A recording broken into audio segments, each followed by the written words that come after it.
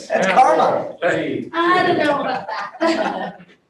Hi, how are you? What do you mean you don't know about that? Put it in your mouth, you get hurt. Hey, we just cleaned the carpet. So. Really? Are you serious? Yeah, we just done. Boost your immune system, a little dirt. There you go. Oh, shoot. I remember when you were a kid, you went to. Remember as a kid, you went to those family reunions, you set their mayonnaise or that potato salad out there at 11. All day. Come back about 4 o'clock. Hey, let's have some more potato salad. Everybody be sick the next day. Well, that hamburger didn't taste good, did it? I think that might be the Are we good, Jason? We're ready. All right, it's 6 o'clock. I'm gonna call the meeting to order. Roll call, Tia? Yep, Tyler, Here. Jeff. Yep. John. Here. Deb. Here. Andrew. Here. Look for approval for the agenda. So moved. Second. All those in favor? Aye. Opposed? All right, we have a public forum. We do have one tonight, and I believe it's Mr. Eric Henley. Eric, are you on? Yes, I am. Can you hear me okay? Yep, I think we can hear you. Can you hear us okay? Yes, I can. All right, Eric, public forum, as you know, we've got 5 minutes to discuss your topic. We are not able to comment during your presentation, so you can go right ahead, and I'll let you know when your 5 minutes is up. Okay, thank you. Yep. Good evening. My name is Eric Henley. I have 2 topics I'd like to address this evening. The first is the fact that guidance is not being provided to online students. I've got 2 children in the school district, with one in the elementary and one in the intermediate school. Both have been participating in online school for the entire school year so far. During one of the previous board meetings, I noticed that the board and Mr. Vanderpool expressed concern about the mental health of the online students. However, to the best of my knowledge, neither of my children has had any interaction with the guidance counselor this year. When I raised this issue a week ago with Amy Griffin, she informed me that the decision to not provide guidance to online students had been made by the administrators and not by the school board. And personally, I kind of find that concerning because the decision to not provide these classes really should be done by the board and not the administrators without board input. So the first thing I'd like to request is that the board kind of revisit the curriculum that's being provided to online students versus in-person students in order to try to minimize the disparity between the 2 groups. The second thing I'd like to talk about is I'd like to address the board's conduct during its November 19th, 2020 meeting. The meeting was scheduled to start at 5:30, but public access to the meeting was not made available until 5:42. At that point, the board immediately muted its audio and continued to have a discussion for an additional 4 minutes before unmuting its audio and calling the meeting to order at 5:46. From the outward appearances, it seems that the school board was present in the boardroom for 16 minutes and having a discussion during this time frame without making the discussion available to the public. School Board Policy 204, which is the Board of Directors Code of Ethics, states in paragraph 6, I will vote for a closed session of the board if the situation requires it, but I will consider star chamber or secret sessions of the board members unethical. Public access to these board meetings has been an ongoing issue during the COVID-19 pandemic. I respectfully request that the board do a better job of making its discussions open to the public in order to avoid the appearance of impropriety. That's all I have. Thank you for the opportunity to speak before the board this evening. Thank you, Eric. Have a Merry Christmas. Yep, you too. Oral reports. Lindsay, what do you have?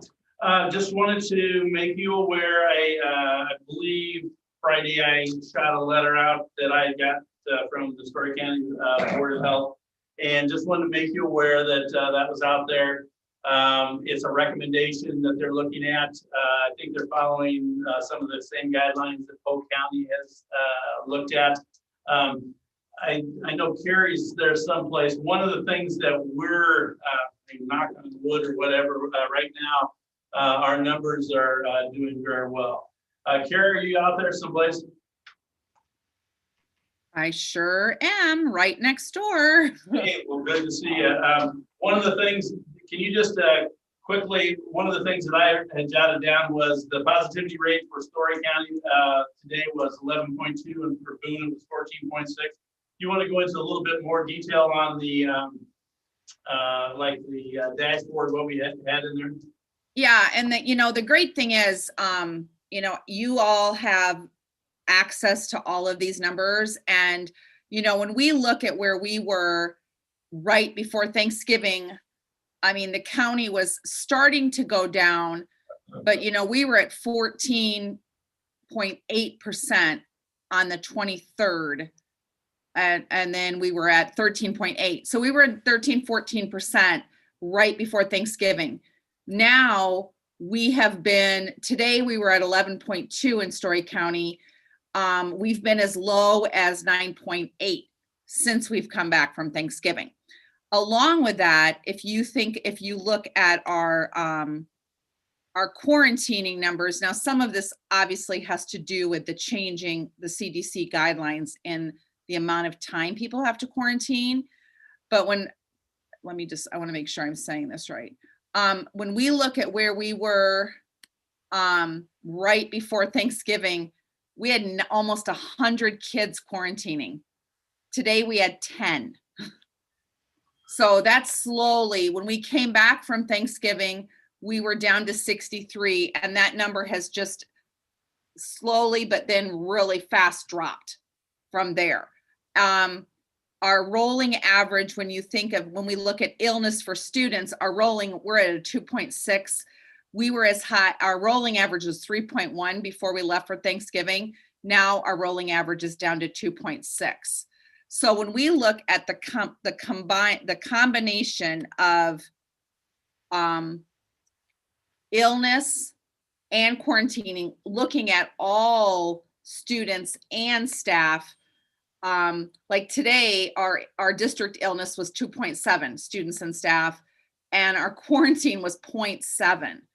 So we, at this point with our numbers, and we're not short right now. We're not short on subs. We haven't had very many positions that have gone unfilled. We've had some that have been requested to not fill them, but we have not had any positions. We've had a very few amount of unfilled positions.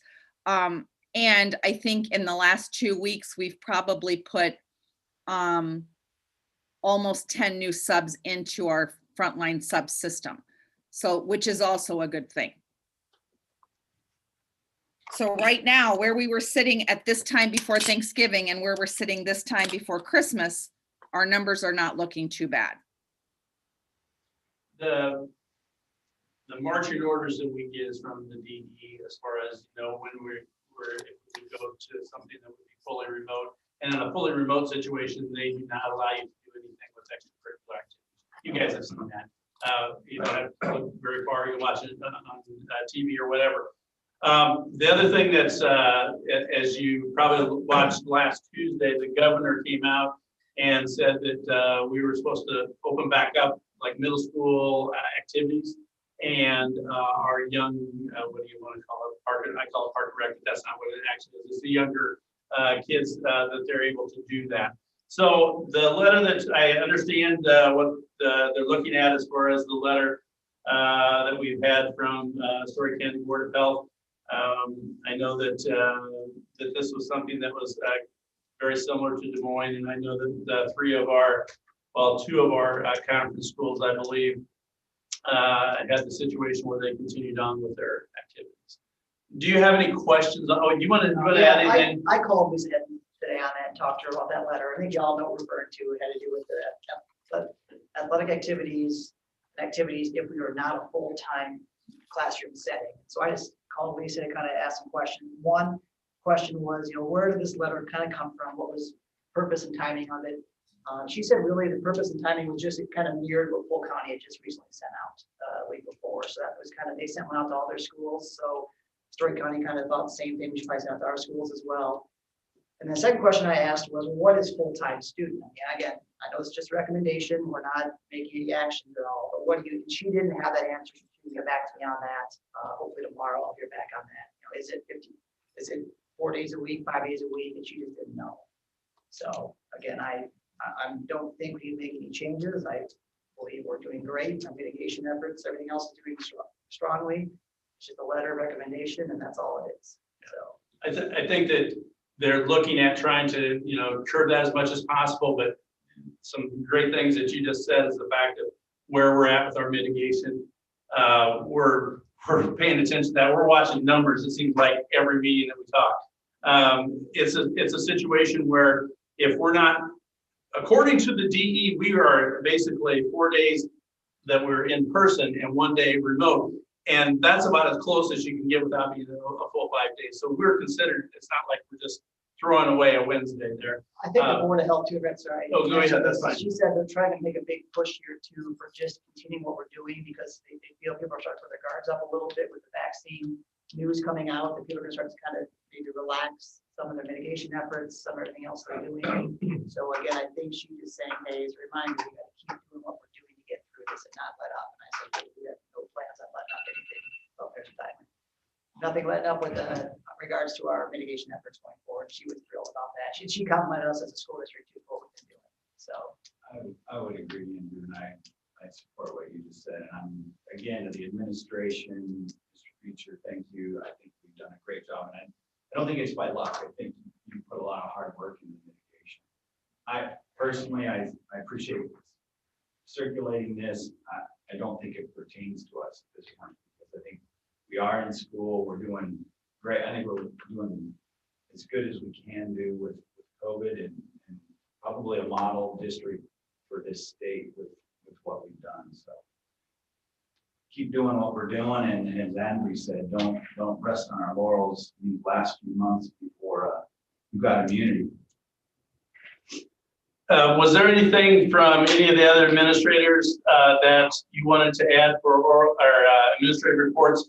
Or also, I would just ask the board if there's anything that you would like to ask as far as, you know where we're at, you know what we're doing. But if there's any questions that you have or any things that you would like to add, administrators, jump in here.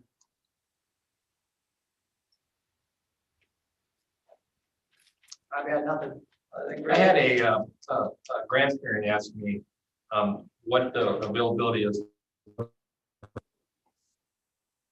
Pretty limited because the governor has come out and said, I believe 2 spectators per athlete or cheerleader.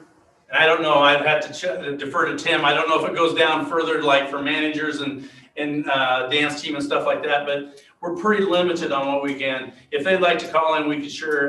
But who's been to a game to see what it looks like? I have. What does it look like? It's pretty bare. Yeah, so I mean. That's the state though. It's all the states. You gotta wait till the Grandparents go. can go, but they just have to take. We don't, they don't allow Anyway. kids to be in there. Grandparents can go, but they would have to take the place of a parent. Right. Like for a game or so. We're just following the governor's Yeah. proclamation. Okay. Just to let you know too, we have some administrators that may be in and out because of activities that they're looking for. Good. I think that's, if I don't hear anything else, Andrew, I think that's it. All right, announcements, celebrations. Anything that you guys want to bring up for announcements or celebrations that have been happening the past few weeks? Stacy has her hand up. Okay, can't see her. Yep. Stacy? I'm sure many of you were able to see the news the other day, but one of our first grade students, Maggie Mahoney, organized a Play-Doh drive. Her sister has had cancer treatments for the last, about a year, a little over a year now. And so she wanted to do something to kind of benefit Blank and just kind of honor the things that she's seen happen. I know right now to date, they have over 2,000 cans of Play-Doh. I think they're taking over their kitchen so far. And then that ends this Friday. So they're excited to see what their final goal will be. But Great job, Steve. Yeah, that circulated on the whole board, saw that. Story was awesome, I thought, on KCCI, and great job by you, staff, Maggie, everybody involved. It was a really cool story. Anyone else that would like to add anything? Yeah, I was just going to share, along with the Play-Doh drive, it's been successful. Our kids have been very excited to get to donate to that. So I'm glad that we got to be a part of that. Our 5th grade leadership council, some of you may know, we've always done a winter warmth drive in the month of December and donated to our own needs in our own district, along with YSS and the Bethesda clothing closet. This year with COVID, they are not taking clothing items for donations. So they got creative and did a Santa snack drive. And there are a couple food pantries that are in need of more snacky items. And so we've gotten so many donations. Hy-Vee has donated, MetroNet came in with a bunch of donations. And so our kids are going to get to deliver those donations on Thursday. And it's been pretty exciting and heartwarming to get to see the kids be so excited about this. Anyone else? All right, thanks, Amy. Facility closing, looks like everything shuts down. Yeah, we do. We just have a time period where it just shuts down completely. That's pretty much the same time frame as it was last year. Just a notice to you so that you know we don't have any practices going on or anything like that. Perfect. Trent, are you on Zoom right now? Yes, sir. All right, the floor is yours. Okay, thank you very much. And a quick apology here. We were part of the reason that the board meeting got started on the 19th because we had some locked doors and didn't get in on time. So just a public apology that we weren't there to start that meeting on time, and that won't happen again. I wanted to, my portion of the meeting tonight with an update on the superintendent hiring process is really twofold and probably brief, if that's okay. But first is to follow up on the stakeholder survey. I had sent you a document to review about a week ago, and also a little video overview to summarize the report. And we had great feedback, over 300 people. So appreciate that very much. But really, it's the board's job to solidify what I call desired qualifications, those top priorities, and what the right fit is for the next superintendent when hopefully you're looking at them in an interview. And so I wanted to follow up and see if you had questions on that stakeholder survey report. I wanted to hopefully firm up tonight so we can continue to be strategic in recruiting and eventually screen and present candidates to you based on what you're looking for in those top priorities. And then I'm prepared to give you a brief update on the candidate pool to date. And I know you got some new candidates emailed to you today. So that's where I'm hopeful to go tonight and answer any other questions that you may have. Just a quick overview here, and I'll be brief. Again, you saw the feedback, so I'll field any questions. But again, participation of almost 400 people I thought was pretty good for a district and community of your size. I pointed out, again, strength areas and points of pride. Again, these were things that were mentioned by at least 10 or more people on the different stakeholder groups. And again, I'll peruse over this just pretty quickly because I know you've seen it, but I'm happy to come back and talk in more detail if you'd so like. These were challenges and areas of improvement. Again, our goal is that the next superintendent can certainly address, and that these are hopefully not surprises for the district, but again, themes that were addressed in the survey. And then really gets down to, and I'm going to skirt ahead to this slide. Let me back up there. This was the list kind of in order from the patrons that took the survey. And I know that's not everybody, but it is representative of your district and community. And if you see, this is kind of a top-down list by percentage of both personal and professional qualifications those patrons that provided feedback said that they wanted in the next superintendent. And so I share this with you to be quiet and turn it over to the board and ask you that are tasked with the privilege and the responsibility of hiring the district superintendent, if this incorporates some of the top priorities you have for the next superintendent, if there's things that you don't think are accurate that should come off this list, or if there's other things that you don't feel like the survey maybe captured or is in depth and you'd like to add to this list, again, as top priorities for the next superintendent. So Andy, I'll turn it over to you to start any discussion and feedback on this desired qualification list that came from the survey. I guess what I'll do here is just open it up and kind of run through and have any comments on that list. I mean, mine personally, I don't see anything that I would add or delete. That list looks perfect Yeah, I'm like Andy. I agree with that too. The ones that were important to me, Trent, are on there. Okay.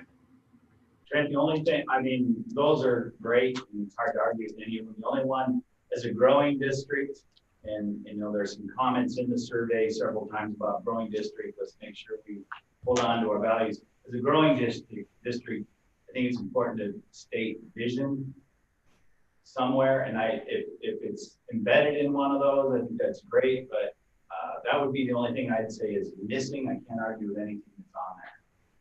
And that's a really good point, because a lot of stakeholders did bring out, you noticed in the strength and also with some of the challenges is, like you said, some of the comments talked about keeping culture and school pride and vision. And so, you know, that's not a bad one to add. Whether or not we choose to formally add it, it's certainly important to script questions and screen candidates moving forward, no doubt. And I would second, yeah, I would love to add that. I think we should add. Yep. I'll do that right now.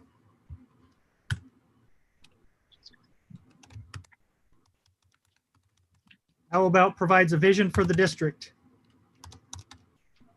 Simple and sweet. Or, yeah, we can take that a lot of different directions, but I'll put that down at least for now. That's good. Is provides the right word? I mean, we don't just singularly come up, one person doesn't come up with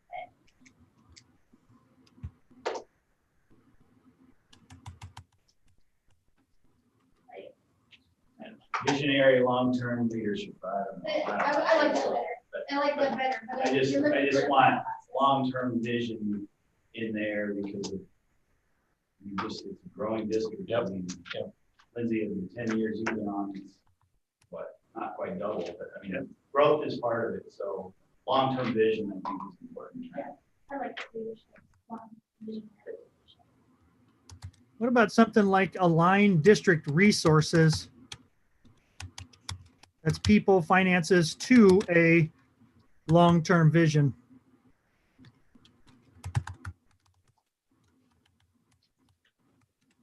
I don't think it's too wordy, but from my standpoint, Trent, is establishing, helping the board with the vision. What you just wrote is true. I mean, you always have to align resources, but establishing that vision and working with the board on what that looks like. Okay. John, I mean, you piped up on that topic before. So. Yeah.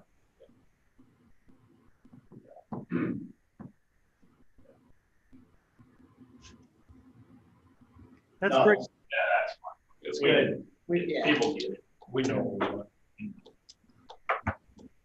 What other things might be missing on this list that is worthy of adding? Other things that maybe the general public doesn't see, but you're working closely with the superintendent that you want to add as a priority, perhaps? I didn't see any additional ones. I'm glad that we're not trying to whittle this list down. I think they're all pretty critical, but I didn't see any that I would add or that I thought were missing. That's a tall order. I mean, I think it's possible. The tall order. We'd be pretty happy with that. There's a lot there. Yeah, there's a lot there. We don't have school lunches on there, but I think we'll be okay with that. Oh. I saw it in there. Yeah, school lunches. Yeah, you'll have plenty to focus us on already. So Yeah. that's good. And I just want to remind you, as this goes forward, I mean, we'll continue to recruit around these priorities, but when we present candidates to you, we're going to do our best to screen candidates based on these screeners as well, and say, how do they fit, that approachability based on their references, and, how do they, what evidence do they have that they're a strong communicator outside of the interview? And so, again, these things will be priorities for us as we bring candidates and try to do some of the legwork for you behind the scenes. Matter of fact, you see there the rubric that we will eventually fill in here when we look for evidence around each of these in the candidate pool. So please do, if you wake up again and feel like we're missing something, please reach out and let me know. It's not too late to continue to make sure our priorities are clear. Any other feedback on or questions on the stakeholder survey and the feedback that I provided in the report? I thought the report was really good, Trent, and that Zoom video you did. I thought it was what, 8-9 minutes. It gave I thought it was great information, and Yeah. yeah, good job on it. No, thanks. Appreciate that. Okay. I want to just give you a brief update then on your candidate pool. I know you got 4 new candidates this morning. Again, a reminder that names are confidential as long as they check that box. But I'll continue to send those to you Sunday nights, Monday mornings. So a couple things that I wanted to highlight. You have 12 candidates right now. I know this doesn't give you a lot of peace of mind, but it gives me a little more peace of mind. You have 12 candidates that have started an application or at varying points in the period. And I've talked to a lot of other candidates. I will tell you, in full disclosure, our pools, all of our pools, not just Gilbert, all the pools that we're leading this year have been slower to develop. And when I talk to candidates, I just talked to a candidate tonight. He said, I know I'm getting to it. I need a break before I can study the district and start my application. So I know more are coming. I reassure you of that. But you really have a good start with some really quality candidates. Of the 12 candidates that are still in progress, I just wanted to acknowledge 7 of those 12 have superintendent experience. 7 of those 12 that are still in progress have superintendent experience. And I also wanted to mention 5 candidates at this point are out-of-state candidates of the 22 that have either submitted or are in progress. And a couple other things I wanted to share with you is if we stopped the pool today and everybody had applied, the quality of your pool in regard to highest qualifications, they're a doctorate degree there. 10 of your 22 have a terminal degree. So I probably watch more than you the qualifications of candidates, but I just wanted to share that with you. Gender-wise, again, if we hit submit today on all 22 of those candidates, here's a brief overview, 18 male and 2 female. And then ethnicity-wise, probably not a huge surprise, but 20 of your 22 candidates white with 1 that chose not to respond. So again, more coming. I promise I'm recruiting hard, but your pool is no different than many that really anticipate probably the last 2 weeks of the pool. You know, you're getting 3, 4, maybe 5 candidates per week. I would tell you with confidence you're going to see 6 to 10, if not 12, the last couple weeks of the candidate pool. And then last but not least, like I mentioned, I just summarized a couple of those. Our next board meeting where I'll meet with you in person and bring you the reference summaries, the social media checks, and the internet checks will be on the 14th. And just a shameless plug that if you haven't already, probably the most important thing I need you to do at this point in the process is to continue to gather your stakeholder surveys that you want to consider inviting to the formal interviews so that we can start to refine and look at that list when we meet on the 14th. So that's what I wanted to share with you guys tonight. I appreciate the opportunity to be on and give you an update and follow up on the survey. If you're getting any questions from any of your constituents, I'm happy to answer tonight. And I certainly welcome any feedback by email or phone at any time as well. One thing real quick, Trent, I got a little bit of feedback. I think it's February 15th, we're scheduled to do those finalist interviews. And that's going to have all the stakeholders involved. Yes. The feedback I got was, now I guess I'm going to ask this of the board first, is to possibly move that from a Monday to a Wednesday. Reason being Wednesday, if we're going to have teachers involved and admin involved, Wednesday is a much easier day with our virtual learning day. So that just, again, that Wednesday would be February 17th of that week. And so I just kind of wanted to throw out to the board to see what their thoughts were from I got a little bit of feedback from some of the admins say, hey, if we're going to have teachers involved, which we are, it may be easier to move it to a day where we can maybe maneuver their schedules a little bit better. Maybe start with Trent and Kevin. Are they available? Yeah. Are you available that day, Trent or Kevin, on the 17th? I can't speak for Kevin. He's not on tonight. I could be, yes, I can make myself available that. I was just looking to see if, what about even the Wednesday prior to? Yeah, I guess. And again, just see, we have Wednesdays as a virtual day here, so this makes it a little bit easier from a scheduling standpoint. Yep. Wednesday. So the 10th or the 17th? I can do the 17th, can't do the 10th, but Deb, you open? Pretty available. Is it, whatever you, Wednesdays make more sense than on a Monday? Absolutely. Okay, I would agree. Does it goof up anything for you, Trent? Not at this point. I will just double check with Kevin, but at this point, I think we can make the 17th work. You okay, Jen? Yeah. All right, well, let's shoot for the 17th then, Trent. Let's kind of, again, we'll scratch that February 15th and just move that to the 17th. Again, that'll work around, I think, our admin and teachers schedule a little bit better. Yep, nope, that makes great sense. And if we need to massage the formal interview schedule at all to, have that a little later in the day to accommodate professional training or anything like that, we can certainly do that as well. Awesome. Just a quick question, Trent, are you getting any names to follow up on, or I'm just curious how much from the staff or from the community as far as potential candidates, are you giving additional names to follow up on? Yeah, administrators gave me collectively a couple names, which we reached out to, and one has applied, who's a good candidate. And the others, I also reached out to, actually was one of the board members that reached out to me, and that candidate, one of those two candidates may be applying as well. So certainly followed up on those, but we're also not waiting around to reach out to folks either. Great. Only other thing I would say, Andrew, is names on that list. I know you turned some in, I turned some in, but don't forget to get some names on the list. And Gail's keeping that, right? Or it's Yeah, it's a Google Doc I saw, Yeah. so. Anything else for Trent? Anyone have anything?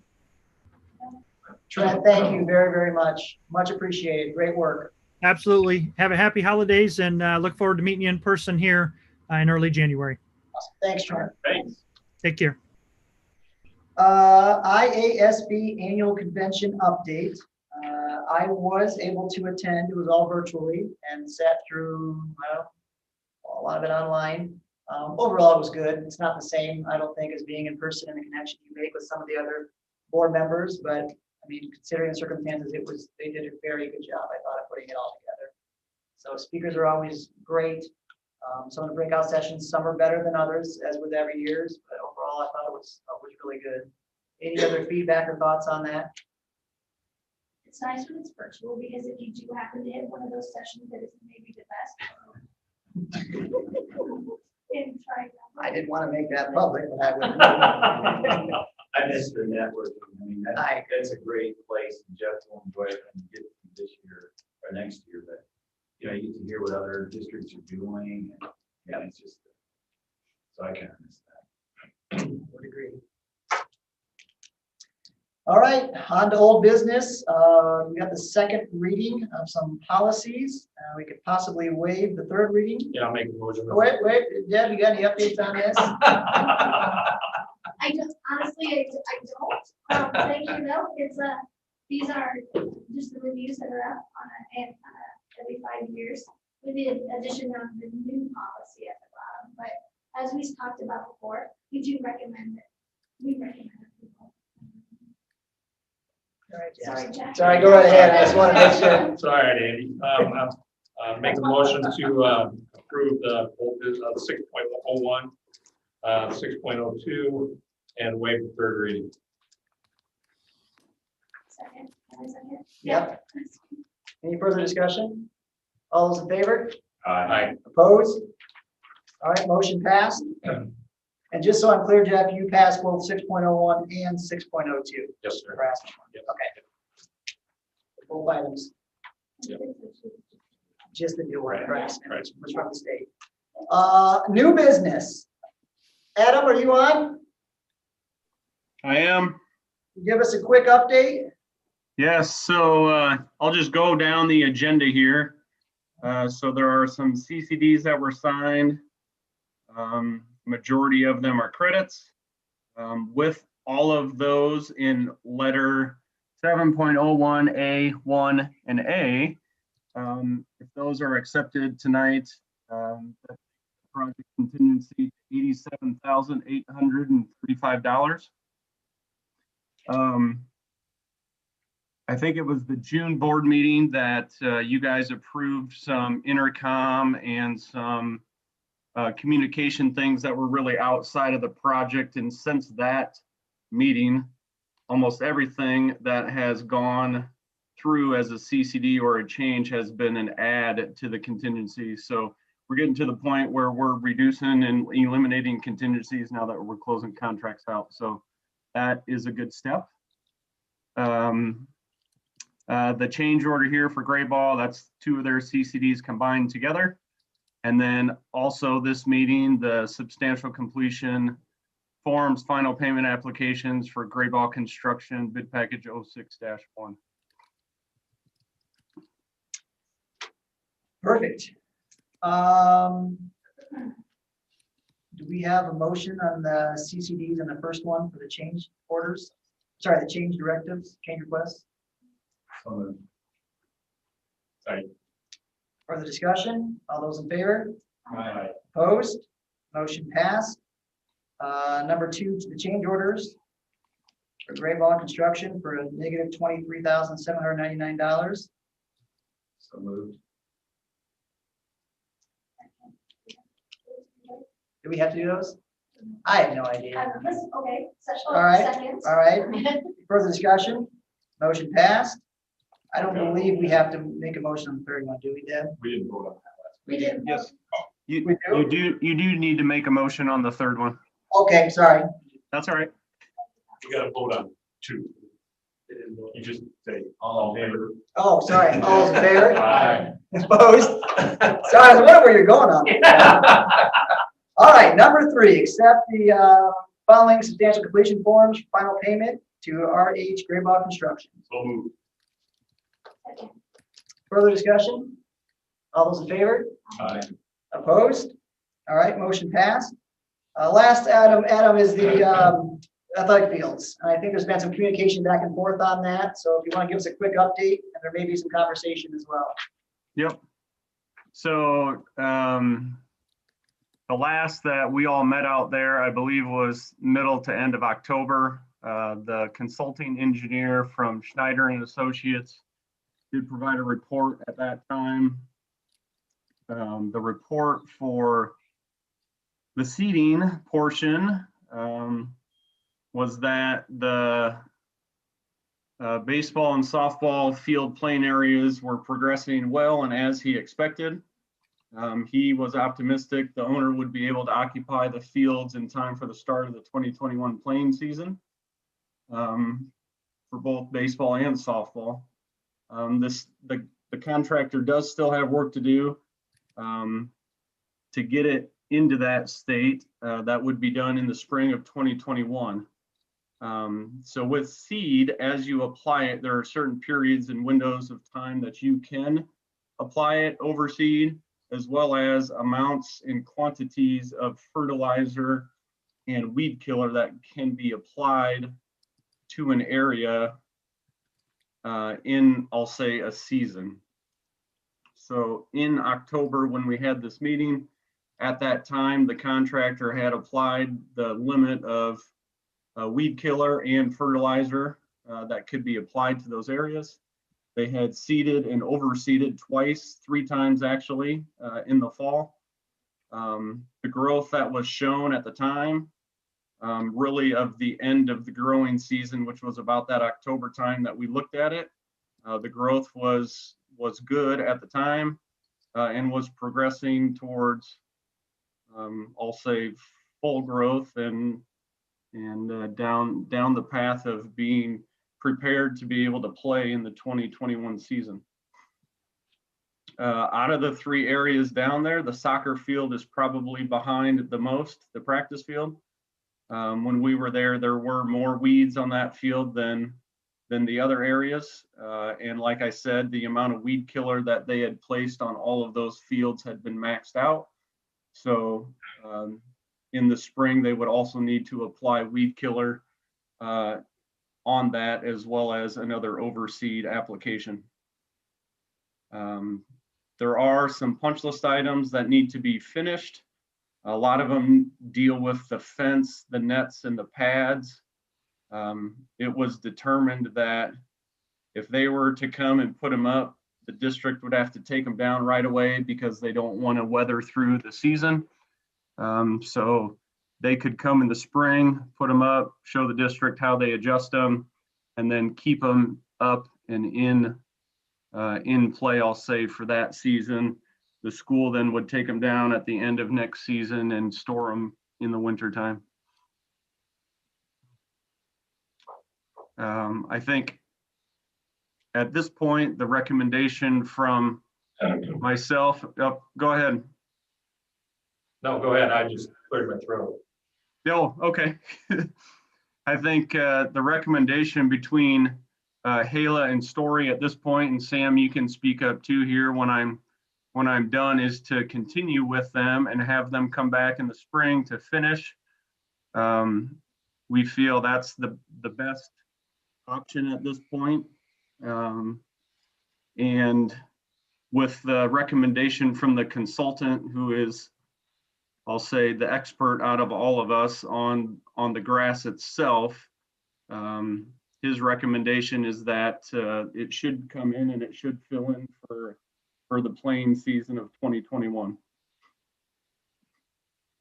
Sam, do you have any additional comments?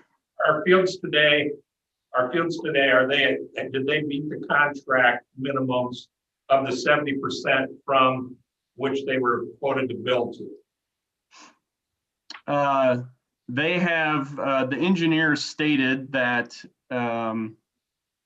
I'll say the majority of the baseball and the softball fields have, but there are areas that have not.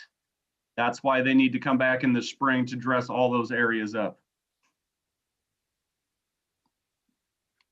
Oh, that's not what the letter said. Am I wrong? It said it meant 70% of it was done. I mean, they had met the contract requirements, right? I mean, that's what it said. That's why we had the conversation. Yeah, so the letter I'm looking at says the soccer field has not. Baseball. And it says the other fields have for the majority, but that there are areas of those fields that need to be dressed up to be finished. Yeah, the playing areas have met the 70%, but the foul territories have not met the 70%, which is that minimum contractual kind of designation. I think that's what you're referring to, Jeff, if I'm not mistaken. But so the playing areas have, it's just the foul territories have not. Yeah, so I guess it must be a subjective discipline, because I wouldn't agree with that assessment. And my concern, Adam and Sam, is they've had the fall of 2019, spring of 2020, now the fall of 2020, and we still don't have it right. And I'm just, my concern is, are we gonna get it right? Because what I saw, and I walked out there just a month ago as well, it's not acceptable. And we've had 3 growing seasons, and I really don't want to have to go through this at board meetings in the future. I want to just get it rectified. Mm-hmm. Yeah, and I completely understand. We completely understand that, and you're right. It is a subjective analysis. They try to put as much teeth in those documents as possible, and so Tim West with Snyder and Associates made kind of he formed the language of this report, and so kind of going by his understanding and interpretation of industry standard, that's where he's weighing in. But yeah, if you go out there and you can see that, yeah, there's problems, but in terms of hitting what he would establish as the contract, the playing areas have met that. But yeah, you're right. Some areas just look really awful. So my understanding is that there's some additional discussion on just some of the difficulties in switching the contractor. And but we wouldn't, Sam, we wouldn't switch the contractor.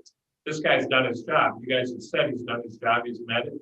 You know, I'm good to go, but we're done using it. We're not gonna have this, like Tyler said, I'm done talking about it too. We'll just hire somebody else to finish these out. because they met the minimum bid on their contracts, and we'll just take it on our own. I mean, that's what we should do. That's what I recommend doing. Because like Tyler said, I mean, the important thing he forgot, you had all summer to work on them too. I mean, you know, so you got fall, spring, and the summer. I mean, I just want to be done with these guys. I think it's a terrible contract we're in. I don't think the quality of grass out there is very good, but I think according to the way the contract's written, if it was my money, if it was my business and I was running this, I would be done today. I'd be done with the contract with those guys. I'd be okay with it, but I'd move along to get it done for the kids, play softball and baseball out there. And I have no belief that that's going to be accomplished with the situation that we have right now. Mhm. And as a board member, I have a responsibility to the kids of this school, and I'm telling them they're going to play it. And I'm not going down the road with this other guy. Mhm. No, that's very understandable. I get that completely. And just for the record, I mean, the design team and contracting team have not accepted these as officially complete yet, right? So we're in the same boat as you guys. And so there's just the only reason why we were offering the recommendation of staying with them is just some of the pending difficulties in severing a contract and going that route. And we can have those discussions as. No, we're not severing a contract. They fulfilled their contract. We're just going to pay them. We're going to be done. I don't ever want to work here again. Well, I think what he's saying is maybe they haven't agreed. I think what Jeff is suggesting is we get the fields to the position that they're acceptable per the contract terms, and then he wants to be done. Is that true, Jeff? I want to be done right now with those guys. I think I need to understand a little bit more about what costs remain to go that route, right? I understand that. Listen, the reason we replaced those other fields is the surface is not, safe. So I wanted to get this solved too. I don't think the current contractor obviously hasn't shown that they're capable of it. I don't think this is the first time they've shown that. Right, I think that's true.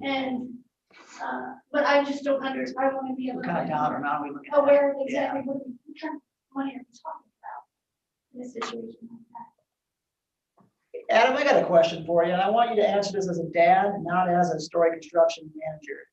Yep. What's your thoughts on playing baseball there this summer? And again, you have a senior baseball player, senior brand new facility. If anybody sitting in this room, you got to be the most excited about opening that up for your son to play at. I want to know. Absolutely. Not. Don't give me the story construction. I want to know what you're saying. Yeah, I mean, if he has the ability to play on it, obviously that's what I want him and where I want him to play. What do you think of, again, knowing what we know today, knowing that baseball is going to be starting in 7 months there, what's your thoughts on that? I mean, you walk the field, you see them, you know what's coming up. What's your gut telling you it's going to look like when baseball opens up there, as it sits today? My gut is that they'll be able to play there next season. I don't know that they'll be able to play there the entire season. I guess that would be my gut. Okay. I know other districts, when they have built new facilities like this, have not started their baseball season right away on the new field, but have moved to the new field after the first 4, 5, 6 games of the year, 10 games, something like that. So my gut is that they'll be able to play there next year. Okay. Thanks. I appreciate it. Yep. Time for tonight, knowing that there won't be any activity on the fields for a few weeks at least. Yeah. We can make some sledding trails. Yeah, there you go. Can we ask Story and Hala to come back to us with their recommendations for how we complete this current contract, and at the same time any estimates? And we can have that. Yeah, I think that's a good deal. Yes. But I think at the same time, Lindsay, I think you should ask him to bring that other group in and get another opinion. Sure. Sure. I want to know what these guys out here do, what they would do, and then we can compare what they would do. we can't get a lot now. I mean, that's opinion because of the snow, but. Yeah. Yes, we can work on that. Okay. Yeah, definitely. Anything else with regards to the athletic facilities, fields? No. Just an update on the storm damage repairs that are down there. They have framed the dugout roofs. The metal wasn't supposed to be delivered until after the first of the year, just due to COVID and everybody else in the state of Iowa trying to make metal and put it on their barns that got damaged in the storm as well. Once the roof material has been installed, they will install the lights that are, I'll say, on the inside of the dugouts and re-pull those wires. And then the actual light pole that got snapped off, that repair will happen in the spring.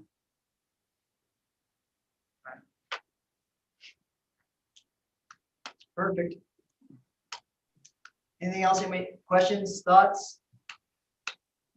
All right. Thanks, Adam. Appreciate it very much. Thank you, guys. Thanks, Sam. Thank you. All right, new business 7.02, first reading of several board policies here. Deb, you want to give a quick rundown of these? Yeah. So this is the next set. Of course, we're a little bit behind. I'm taking a look at this and diving deeper into one of our policies. I do believe we have an option in some cases to approve after first reading, depending on.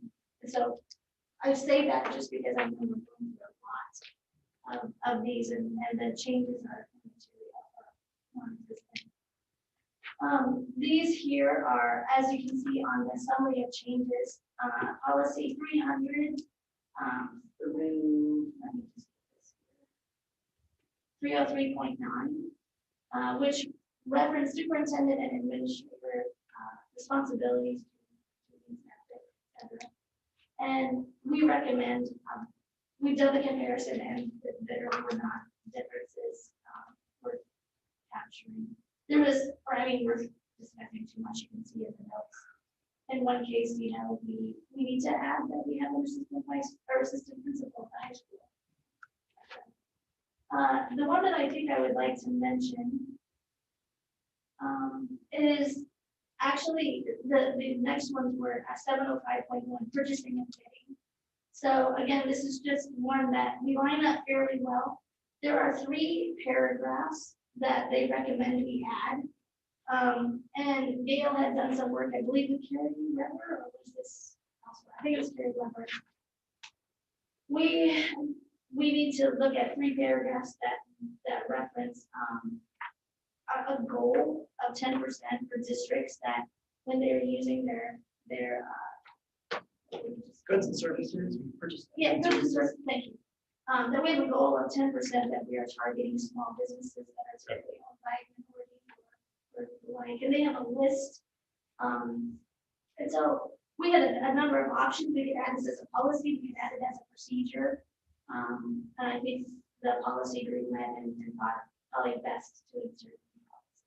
So that's really the biggest change.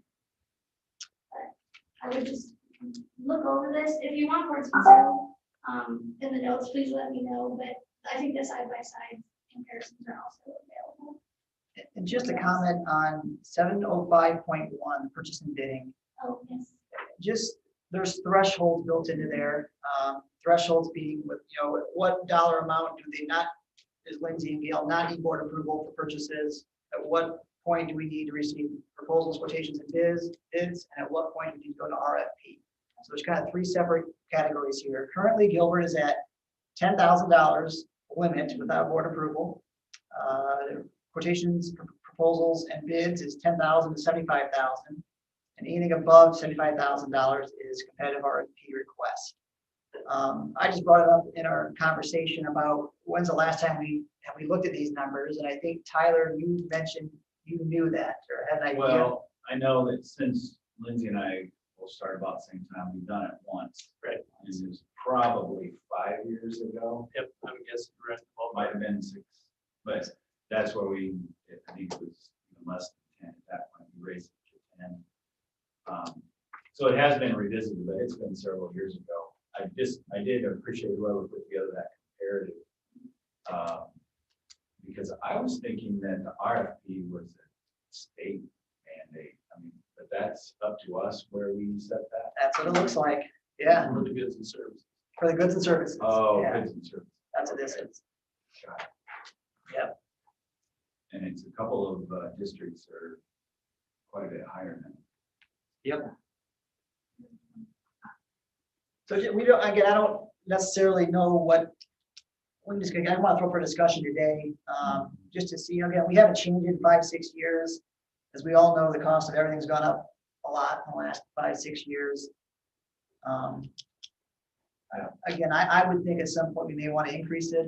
I don't know, I don't really have an idea of what that number is, whether it be 20,000, 25,000 or without board approval, but I wanted to throw it there for discussion to see, maybe get some thoughts, or maybe we just hold off till the next board meeting too, to kind of come with a recommendation, but again, I just, 20 and 100, just to have some numbers for us to think about.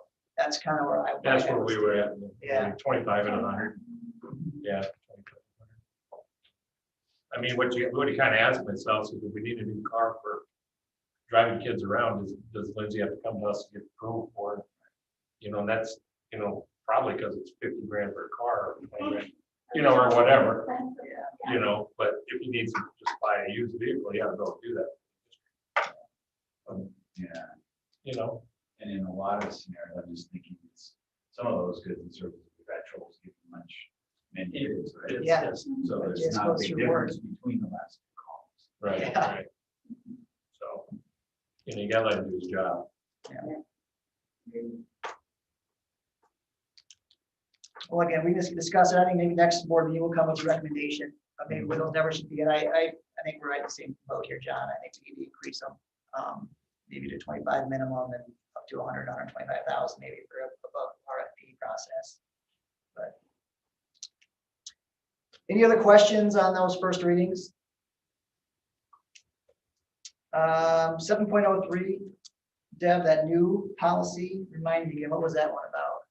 7.03. Yeah, sorry, it's 705.1 R2, it's under 7.03. Yeah, what's that new one? I don't remember. Oh, okay, so this is, the policy that it came around because we're using federal funds, right? There were several stipulations and things that we had to consider, that are very similar to what we do today. It's just calling out for that. So making sure that the contractors that we work with, pay overtime, that they all sorts of various kinds of things that we do just because of the federal money. But that was new, and typically when they're brand new like that, we can recommend that we would look at that. All right. Thanks, Deb. Financial reports. Is Gail on or no? No, No. I thought she Okay. gave it in. Yeah. So she sent some notes. I think everybody has those. Sent an email out with some thoughts. First was on the audit comments. Everybody get her response to those? Have any questions or thoughts on that? I didn't as well. I did it. I planned on listening in on that. Got tied up in the meeting, but I reviewed them and they seemed pretty meaningful to me. Gail also sent an email on this SU equipment insurance program. This is, I know, oh boy, gentleman's name. Sure. Travis talked about this. Really what it comes down to is taking dollars from the general fund and throw them into the management fund. And what it does, it covers all your costs for your maintenance of equipment. They call it an insurance policy. It's a zero deductible insurance policy. Cost is about $100,000. Again, I'm the insurance guy in the room, so I'll give you my thoughts. You're never going to beat insurance. I mean, if you're going to charge you $100,000, you're not going to pay out $100,000. They need to make money off this thing. So I threw it out to Gail to say, well, what kind of, I mean, I get the whole concept of taking it from general and putting it in the maintenance management fund, but what is the dollar amount on that? Really, at what point? Because again, we're going to pay more for this than what we're going to get out. Sure. So you have to be kind of crunched down to, you're running out of alternatives to balance your budget. I don't know if you feel like we're there at this stage, Lindsay. I haven't used this, but I've seen, and it's probably the example that you're talking about, John, is where the people are really getting, the budget's really getting crushed down.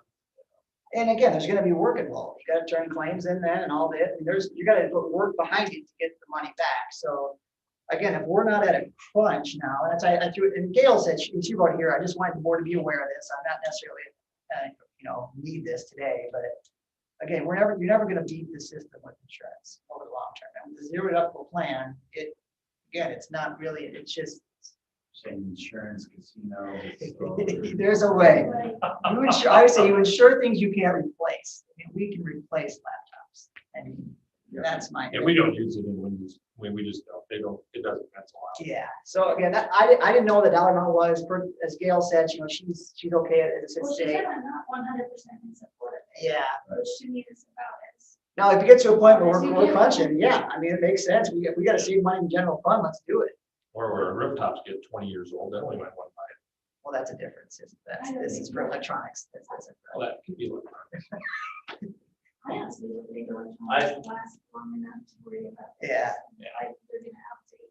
I think it's good that she brought it forward. I agree. Well, Travis brought it up. Yep. And again, we know about it. I know a lot about it too, and obviously we know it's an option. But at this time, I don't necessarily know if it's the best option for us. She also made notes in the instructional support levy program, and I you guys read through that. Really, we just got to kind of get in our minds from a timeline standpoint. You notice there's some steps we got to go through to hit the April 15th timeline, I believe. Which so we're plenty of time, but nothing needs to be done tonight.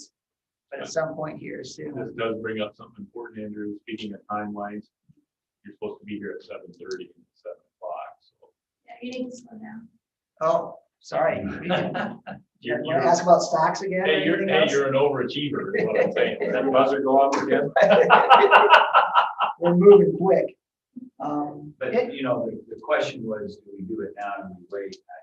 On that one, I wouldn't see why we wouldn't just keep moving it forward. Right. I wouldn't anticipate any concerns from the community and do the public forums and get it out of the way. And stay with the property tax and not go into the Surcharge. surcharge. That was last. Yeah. Just in general on the financial review, again, Gail's not here. I went through it. I didn't have any questions. Obviously, we saw the COVID numbers aren't going up as quickly, but they're still going up. Everything looks, in my mind, looks great financially. John, do you have any comments or thoughts on the financials? Just would be the two kind of variances that you see are just collection of property taxes and state aid. And so I don't know, Tia, do you have any insight into when that's going to catch up, or if it's going to catch up, or does anybody have any sense of that? No. Okay. Talking about the October and November numbers. Well, I was just, the report I kind of like to look at is that one for comparison actually. Yeah, that green and red one. Yeah, where they have that spreadsheet, that's the easiest one for me to understand. Yeah. So those were the two line items that we're just behind on the revenue side, so. Looks like October was at 413,000. Yeah, I mean, those are the big That's big numbers, numbers. yeah, And then November didn't catch it up at all either. yeah, so that was really kind of, we were short 413 and if you go to the end there, you see it's 189,000 for taxes. Yep. 107,000 for supplemental state aid. So they shouldn't be good for it. So that's the good news. If you're going to have a variance and the government knows it too, we'll probably get it. Did I see an estimate on the supplemental state aid today that it was higher than they're potentially projecting? Wow. Did you see anyone? I've heard in our meetings, people talking like where the coffers are for the state of Iowa is higher than a person maybe would look at. I've heard anywhere from 2 to 3. What did you hear? I thought I read 4, but that. Oh, that'd be That nice. could have been somebody that was just. Throwing it out there. But you think revenue's gotta help when you have $4 corn and $7 million beans.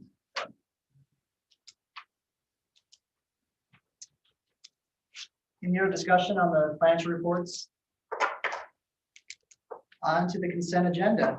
Anything need to be pulled or discussed on the consent agenda? Make a motion to approve consent agenda.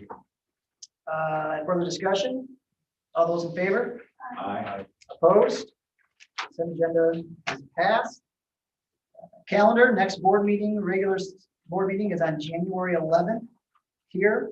We've got a meeting on the 14th, as Trent mentioned, in the closed session to review some of the applicants. And another meeting on the 25th, I believe, which will start the interview process on some of those, the semifinalists. And then back at it here on February 8th at 6 p.m. for a regular board meeting. Again, Tonight, we agreed on this. February 17th, yep. And I think we don't have a time frame on that, but it's You gonna mean be a instead long of the one. 25th? No, I'm talking February now. Oh, Yeah, that yeah. instead of February 17th. Correct. Right, gotcha. 17th. I thought we said block the whole day. Block the whole day, yep. So no longer need you on the 15th, we need everybody on the 7th. Okay. And it'll be either, it's not a full day, it's gonna be a long day. And Jeff is- Jeff's bringing lunch from Wendy's. Yep, you got it. Move your adjourn. Second. All those in favor? Aye.